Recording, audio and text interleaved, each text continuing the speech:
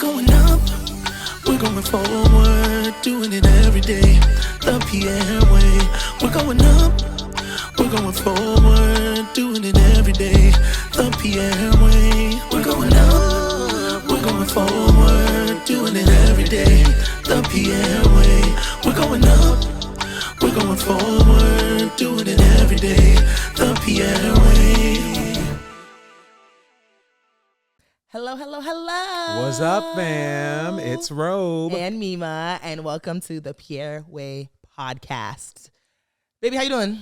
I'm doing good. Yeah. We got a heavy one today. Listen, today's topic is serious, so if you're looking for some laughter, it might not be the one.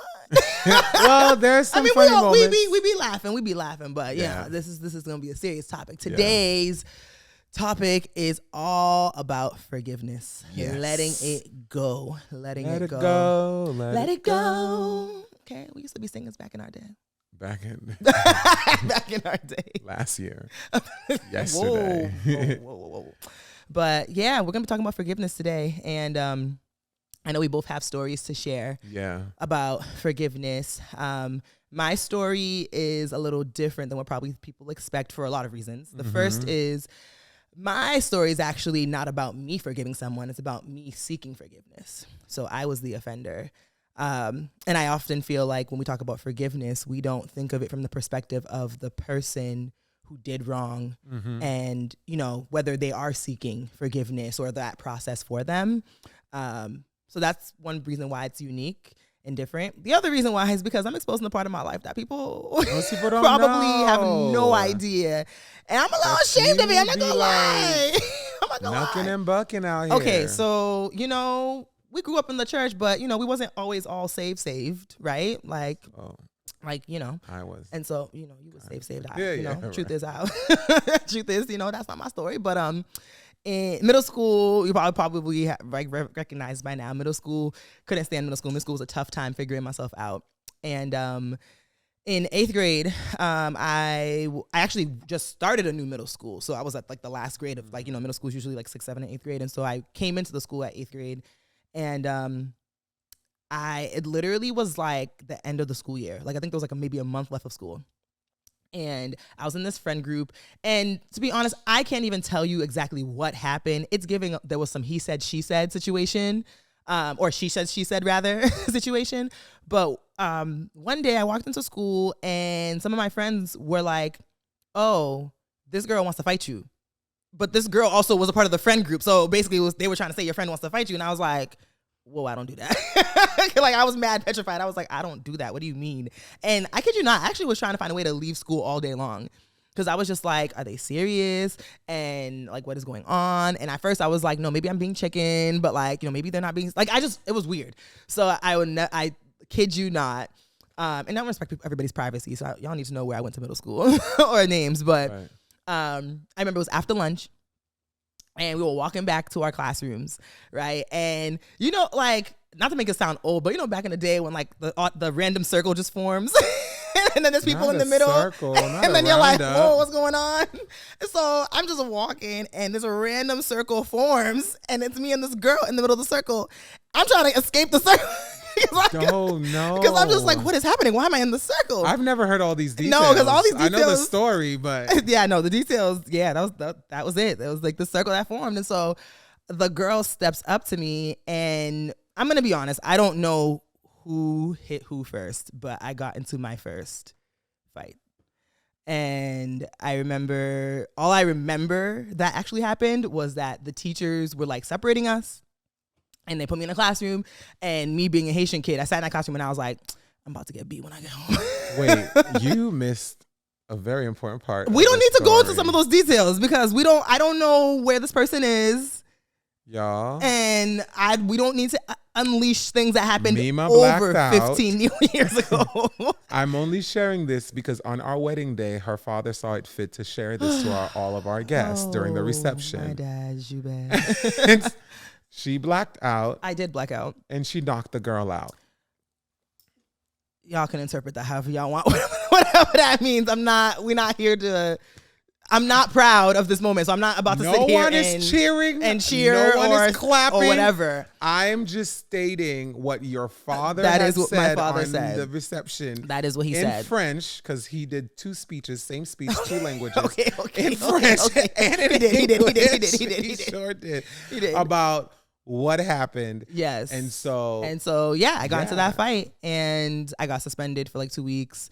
I don't know what happened to the other girl as it relates to like school, but because it was the end of the school year, when I came back, that last like week of school was a blur. Yeah. Because I came back, and to be honest with you, I came back with so much shame, even though it felt like a lot of people were like, "Oh my goodness, don't mess with Meima." Like, "Oh my goodness," like, you know, she be like, you know, or whatever. Don't mess with me.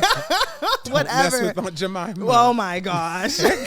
Whatever everybody was saying, I didn't, in the moment, I didn't feel good. I didn't feel good. So that would put like a bad ending to middle school for me. Even like middle school graduation, I didn't really enjoy it the way I would have liked to, because I just had so much shame on myself about it. Because for me, it was like, I shouldn't have done that. like however it happened, whether it was my fault, her fault, somebody else's fault, that shouldn't have happened. So fast forward to now, senior year of high school.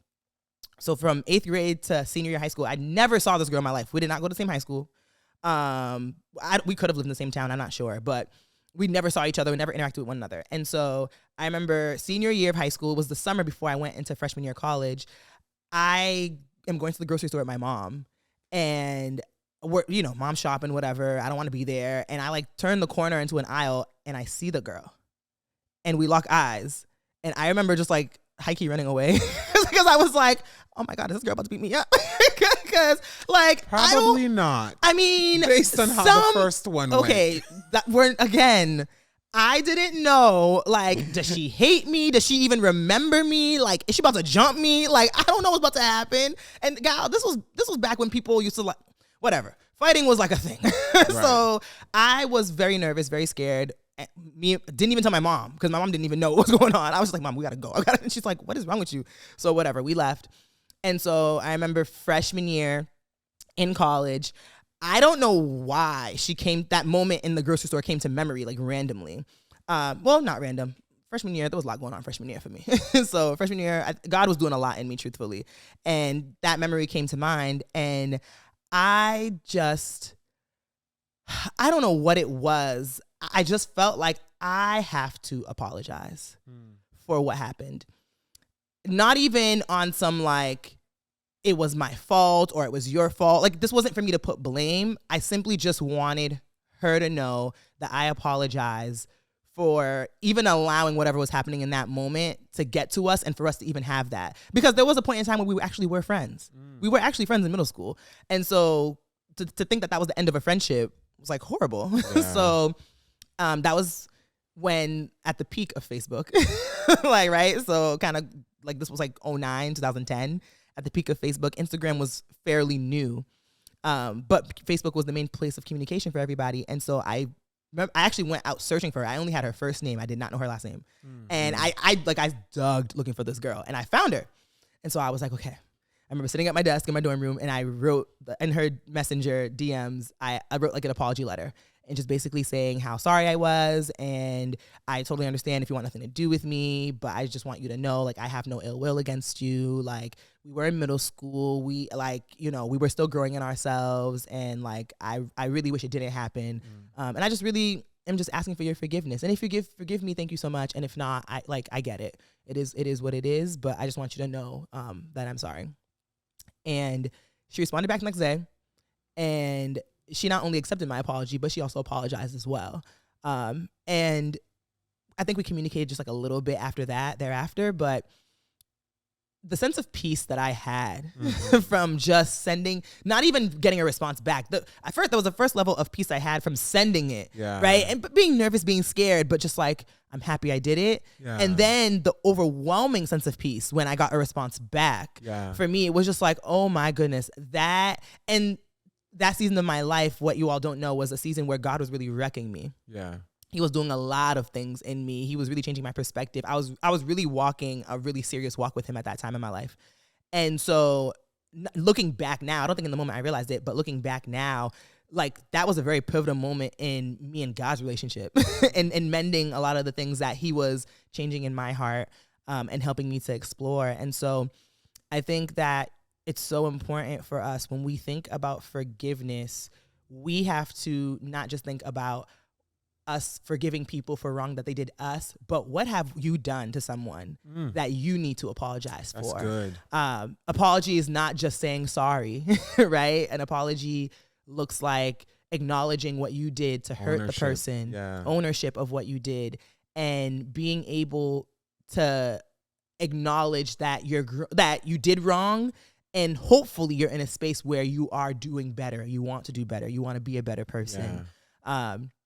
Because that's freeing for you. Yeah. You know? I love how you say when you sent the message, there was a level of peace that you got. Because I think a lot of people don't understand that forgiveness is a channel to peace. Yeah. Like it will, when you release forgiveness, what on both ends, when you do forgive, like, or when you ask for forgiveness, it comes with peace. Because I remember when we were talking and we were prepping for this episode, one of the things that we had talked about is like, man, like imagine not like seeing her. Truthfully, if and at not, my not 30s, in my 30-year-old self, if I saw her, I'm more likely than not, those same emotions and feelings from 8th grade would have grown right back. Exactly. They would have came right back. And so there's no peace in that. Ugh.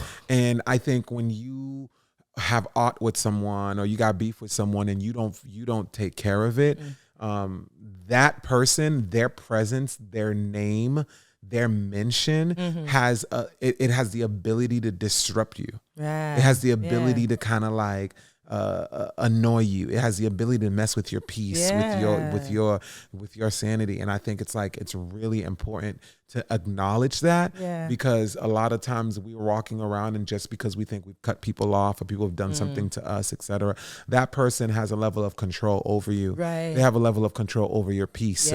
And peace doesn't necessarily mean the lack of peace doesn't necessarily mean that you're in total chaos, screaming and all that stuff. The lack of peace can be internal. It's absolutely internal. The lack of peace can be the anxiety that comes up when they step into the room. The lack of peace can be the attitude that you pop off on when their name is being mentioned. The lack of peace can be how you roll your eyes, suck your teeth, whatever, when you see, a picture of them coming up on your timeline. And I think for people who are looking for peace, and peace is, it's good. Peace is good.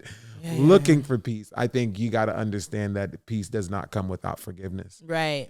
Especially when there's been friction and all of that. And I think that's like, shouts out to you though. I think, I'm not even trying to like be funny. Like I really like, in thinking about this episode, I really was like, I don't like, I forgave people for some stuff, but like ain't nothing serious. And then I'm thinking about, like, you just don't think that you hurt people. I don't think that hopefully, prayerfully, people are not walking around being evil and malicious, right? Yeah. You don't think that you're doing people things wrong prayerfully, right? And if you are, let's work on it. Okay. But with that said, right?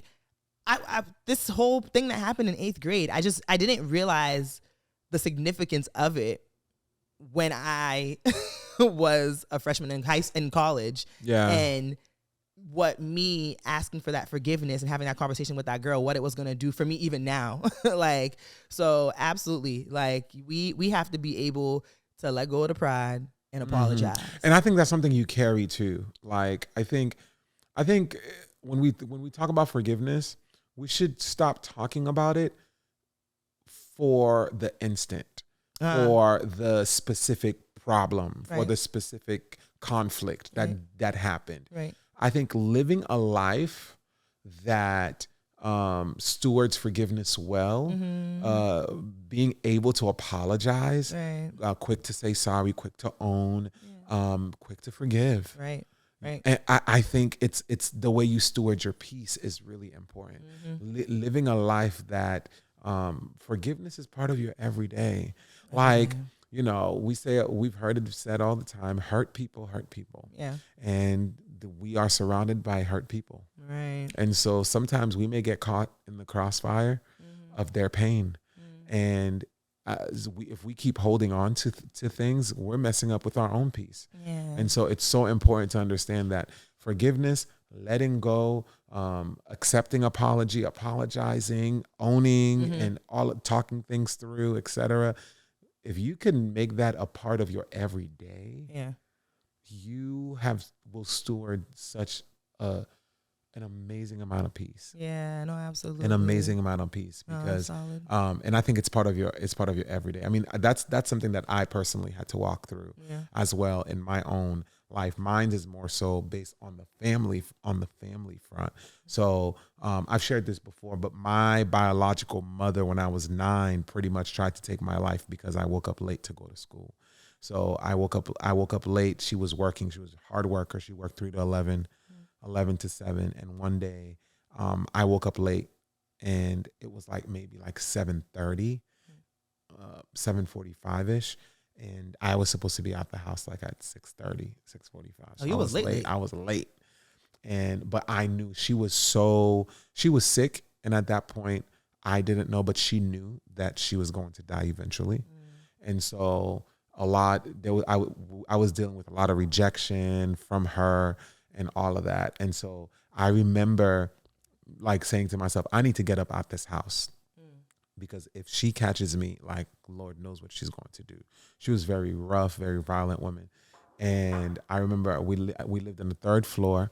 I literally walked up to go down the stairs, walk out as I'm opening the door to go down the stairs, to run out so she doesn't see me. I mean, I could have went to the back stairs, now I think about it, but walk to the front steps. She's coming up, and there is no escaping her. And she was so angry. She's like, why are you here? What are you doing here? Mind you, I'm like 9 years old. And sleeping alone.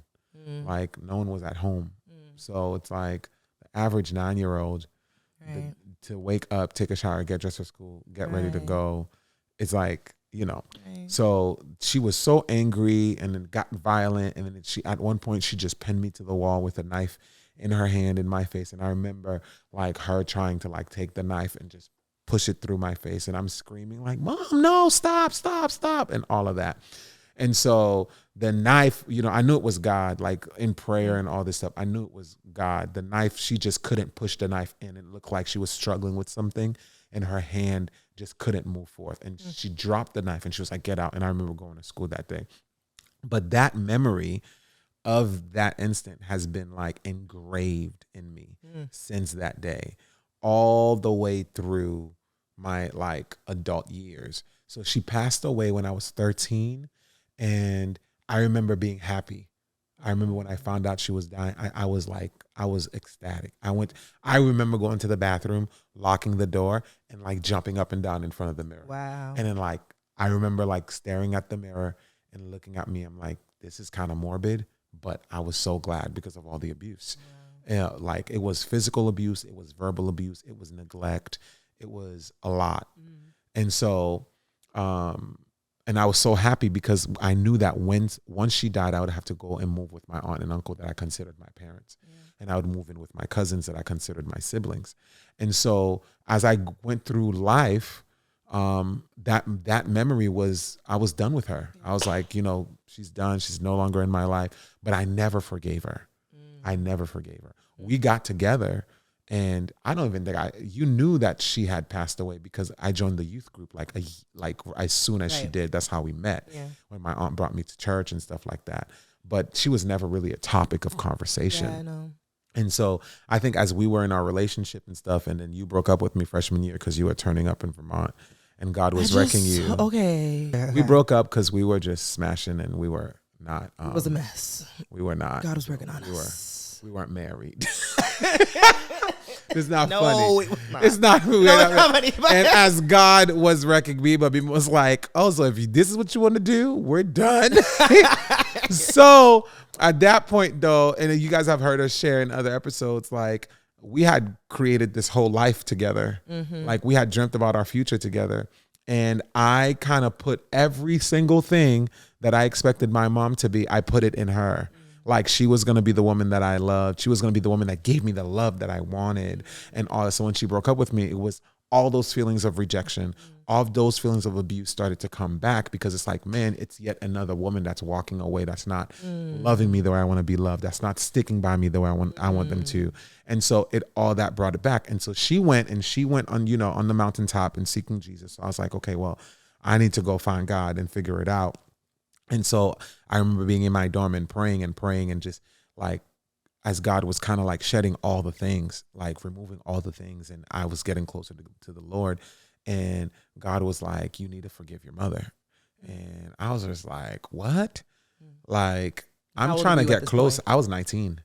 I was like, I'm trying to get close to you. She's dead. Like, what forgiving her gonna do? Right. And I remember the Lord was just saying that you can't move on from here. I can't take you where I want to take you if you do not forgive her. And I remember one of the hardest things I ever had to do was to forgive someone I couldn't have a conversation with. Wow. And that's when I knew that forgiveness is not about the person accepting. Like, it's something that it's a gift to you. Like, if she was here and she did not apologize to me, like, I should still have the peace and the freedom. Right. You know what I'm saying? Because I've forgiven her. And I think a lot of times, because we can't have the conversation and people don't say what we want them to say, Right. and people don't do what we want them to do, and they don't own what we want them to own up to, we stop ourselves, we rob ourselves from the blessing of forgiveness. No, whether you apologize or not, I can forgive you and I'm done. I'm good. Whether you are alive or not, I can forgive you and I'm done, because forgiveness is for myself. It's for my heart. It's for my future. And so I was just like, I wanted to say so much to her. Like, I wanted to be like, how can you, like, I was your only child. How could you abuse me like that? How can you try to take my life? Like, how come you forgot my birthday? How come you, like, you never bought me a Christmas gift? Like, how come you bought your friends' kids gifts and you never, like, I wanted to say so much to her. And the Holy Spirit was like, that doesn't matter. Yeah. Like, all that doesn't matter. Her answers were not going to appease your hurt and pain. Like, because the truth is going to still hurt. So then you're going to ask her for forgiveness for the truth, you know? And so all in all, though, it's like I realized in prayer that people do the best that they know how to do. Yeah. And that was one of the lessons that I'm like, oh man, like, when you know better, Oprah says it all the time. When you know better, you do better. And I had to forgive her, because I'm like, you know what? At that point, as a mother who had a terminal disease, like, she did not know better. She did not know better. And I had to forgive her. But then it got even deeper, because God was like, you got to forgive her, because that's what my word says. That's just it. Oof. And so I had to let the word trump my emotions. Wow. Like, the word says we should forgive. Like, why do you need an apology? Why do you need an explanation? Why do you need X, Y, and Z? The word of God says you should forgive. Yeah. And that was tough. I was about to ask you, how that like, was just tough. It's either you're going to live by the word or you're not. And I think a lot of times we allow our feelings and our emotions to lead us. And that's not safe, because that's fleeting. One day you love something, one day you don't. One day you care, one day you don't. You know, and we have to be so dedicated to walking in the word of God. Like, the Bible says we should forgive. And at that point, I remember, like, being on my knees and talking to her as if she was in the room. And I was like, okay, Mom, I forgive you. Like, I'm letting it go. I forgive you. And I remember the weight of it, the weight of walking with rejection and pain just being lifted. And it was just like a breath of fresh air. Like, I had let something go. And I thought that I needed so much in order to do that. But I just needed to be obedient to the word. And then over the years, after doing that, the Lord started to show me why she was who she was. And there was so much compassion and empathy in my heart. Like, I was like, oh my God, Yeah. Like as if I was like, I can't believe, like knowing what I know now, I wish I could take back that reaction in the bathroom. Cause I'm like, oh, that was so evil of me because I didn't know. Right. Right. Like as I'm finding things out from family and figuring out who she was and stuff that she was struggling with and all of that stuff. I'm like, man, I didn't know. And it's like, it's so simple because sometimes we think people are just so evil, but you have no idea what got them to that place for them to offend you. Yeah. And God started to reveal it to me. And I was just like, man, you know, that's terrible. That's terrible. And there was so much compassion in my heart. And so now, you know, being able to do that, like we were together and I never talked to you about that. But like one time my kids were at church and I was talking about it and Robin now, she's asking questions. So now imagine what I would have passed on to my child if I did not forgive her. She's like, Robin, she's like, Daddy, do you miss your mom? Oh my gosh. If I like was not healed from that, that rejection and that pain, like that hurt, I would have passed it on to the 7-year-old. She's like, you know, what was she like? I want to see pictures of her. And I can say confidently, like she would have spoiled you. Yeah. She would have loved you. Yeah. She would like, she's like, you know, I miss like that gift of what I'm giving to her. Yeah. She now has this great picture of who her biological grandmother is. Yeah. Like the lack of forgiveness would have robbed her from that. Yeah. I'm getting emotional because I'm like, even you saying that, and we've talked about this before, but just like the gift of forgiveness was beyond you. Yeah. like it was for your children. It was for the people around you. Yeah. It was for others who come into your life. And it's like, if we are just able to truly forgive, you know, people who have hurt us or done us wrong, it's going to help us and it's going to help so many around us. Think about how we project. Yeah. When you got beef with somebody and you're talking about them. I don't like so-and-so because so-and-so did it. And if they're going to do it, and there's other people around, that hate jumps onto somebody else. Yeah. Your thoughts jump into their thoughts. Yeah. The way your opinions and your judgment of that person jumps onto them. So everything that you haven't taken care of, everybody is liable in your presence to catch it. And it's just because you haven't taken care of it. Like forgiveness is a responsibility for your community. Yeah. It's a responsibility for your village, for those you love. Because if you don't do it, you spew all that onto them. Yeah. And it's like, we got to just spread more love in all of it. No, that's so real. And that's even why, I mean, it's kind of a tangent, but connected to, it's like, that's why, like if you're ever around anybody who says something negative or crazy, like, or just like not positive about anyone else, you have to be able to just take it with a grain of salt, because like you never know. That's why I like when people be like, I don't like this person, or this person did me wrong, or I'm done with this person. Like it's hard for me to take on other people's offense. You can't because you never know. You can't. I have a random story. Jamie, our second, she's had this teacher for 2 years now, and I guess there was an incident that happened with another mother in the classroom with the teacher. And so we were at a birthday party and this mother's telling me what the teacher did. And what happened was a little shady, like what I found out. But I was shocked because I was just like, oh, I don't know the teacher the way that you described them in your experience. Right. Right. And so funny enough, so this new school year, there have just been little things that I've picked up that I've been like, oh, the teacher is kind of like that. Or like, oh, the teacher kind of is whatever. And I had to check myself and I was like, that's not fair.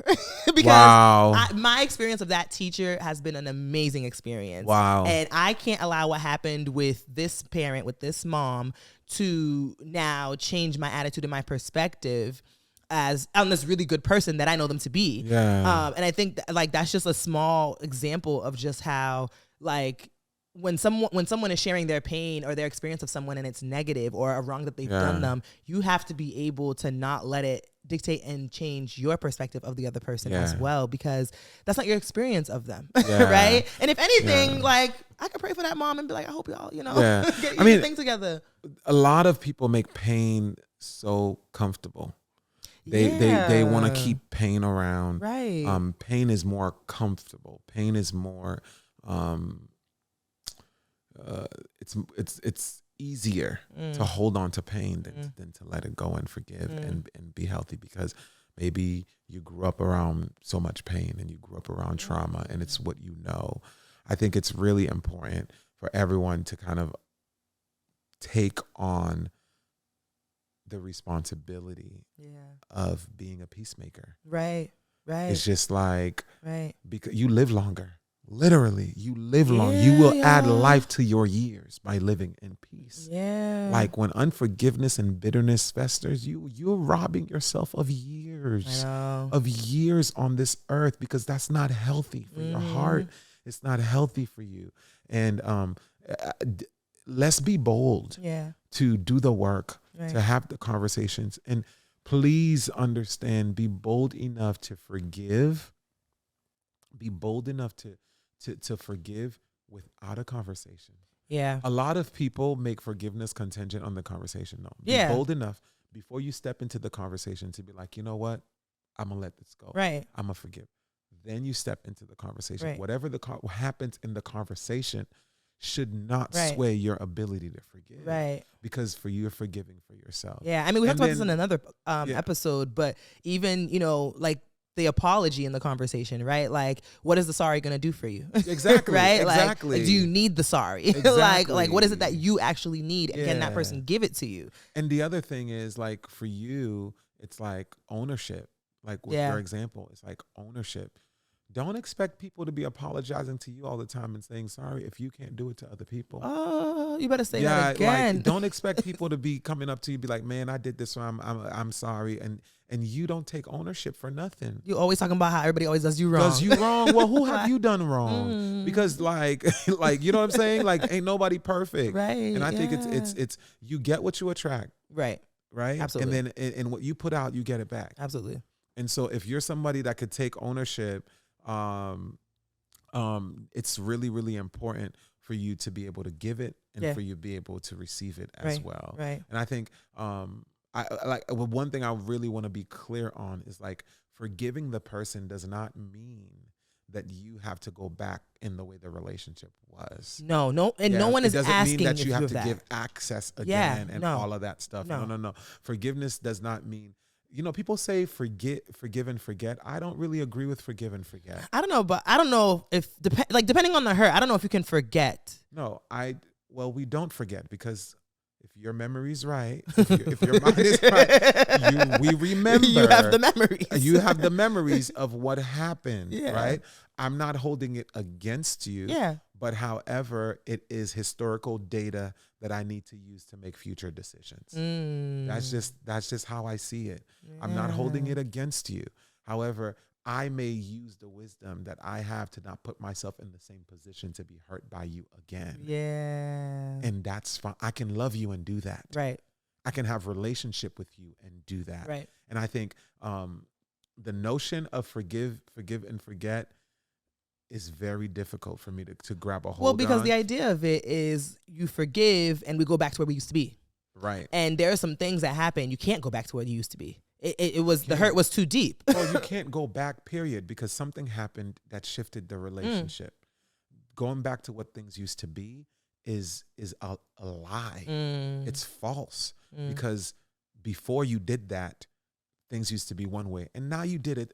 Things have to change. Yeah. It's a part of our story. Yeah. It's a part of our relationship. Yeah. It doesn't mean that it has to be worse than it was before. Right. It means that we have history now. We have an incident now that plays a role in our present situation. Yeah. And it's like the notion of just saying, you forgive me, let it go. Yes, I've forgiven you.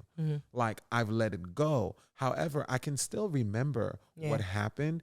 And we can still talk about it. Yeah. I don't have to ignore it. Yeah. Right? Because for a lot of people, forgiveness is instantaneous, but healing is a process. And that's what I was just about to say. So I was like, we can have a conversation and there's forgiveness in that conversation, but you need to give me time sometimes. You got to heal. You got to give me time. You have to heal. Yeah. And I think sometimes we get even more hurt when we forgive and we go right back to it, and we don't give ourselves time to heal from the hurt.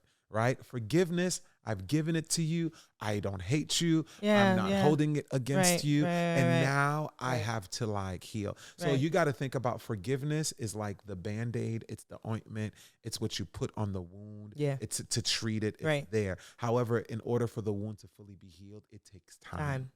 It takes Yeah. time. And for all the people that are like, okay, you know, he cheated or he did this and she did that or you know, she messed up or all these relationships and all that stuff. Like, we're not saying forgive and go back into toxic. We're not saying forgive and go all of that. No. Use the historical data. Use the incident to be wise. Take the time to heal. Yeah. And then use the changes that you see. Yeah. Use everything around you to figure out how you're going to move forward. Right. How you're going to move forward properly. We just said a lot. So what is, with all this that we have said, how can we put it into Practical. I was thinking that while talking. Yeah. How can we practically and, you know, make it the PR way? Yeah. I think practically, what we would encourage you to do is get your heart and mind in the mindset of you're here on this earth to follow the word of God. Yeah. Not to follow your emotions. Yeah. So practically, if you can get there, which is tough, which The is tough. If you can get process. there to say, you know what, I forgive because that's what God wants me to do. If you could get there and whatever pain, whatever hurt, whatever abandonment, whatever it is that you're going through, if you can get there, then you can absolutely like continue to forgive. Yeah. And I would say if you're having a hard time forgiving someone, like get help. Yeah.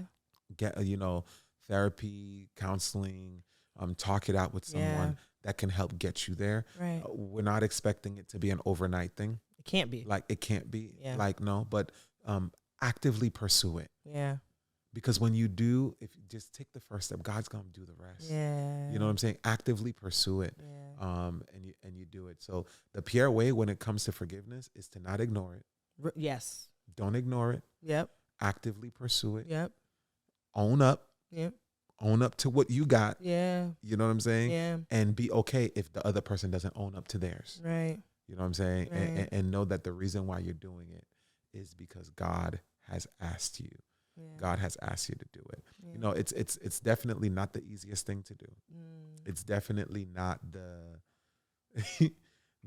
thing that everybody runs after and go do. Well, because there's so much, it requires so much vulnerability of you. Yes. It requires you to like push out the feelings of shame sometimes or of pride sometimes. And, you know, it makes you have to be naked in a particular type of way. Absolutely. And while it's easy for us to sit here and to say to do that, it was hard for us because we had to be that way as well. But, you know, I believe that, you know, with God, we all have the ability to be that vulnerable. We do. And because we believe in the God that we serve, that us being that vulnerable is not to hurt us, but to help us. Yeah. And will catapult us forward Absolutely. into bigger and better seasons of life. Give to someone what you ask God to give you every day. Oh, man. Not me being convicted. You ask God for forgiveness Give every day. to someone else what you ask God. Like, y'all, we sin daily. We Jeez. sin without even knowing.